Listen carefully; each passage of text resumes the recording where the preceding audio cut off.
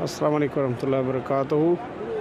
हज के दौरान या इससे पहले हरम में अगर किसी का कोई बैग वगैरह गुम गया हो, किसी जगह रखा हो और बाद में आपको ना मिला हो, तो वो मुख्तलिफ़ जगह से ये बिन लादेन वाले उठा लेते हैं और उठा के और एक जगह पे इन्होंने जमा किए हुए हैं। ये देखें, ये एक जगह पे जमा किए हुए हैं और ये तरतीब से रखे हुए हैं मुख्तलिफ़ दिन के। कुछ रैक के अंदर रखे हुए हैं, ये रैक बनाए उन्हें, पहली दफ़ा ये देखा है इस तरह। तो खैर अच्छा इंतज़ाम किया हुआ है। और ये जगह है मरवा की बिल्कुल बैक साइड। ये मरवा है, इधर ख़त्म होती है, इसकी बिल्कुल बैक साइड है।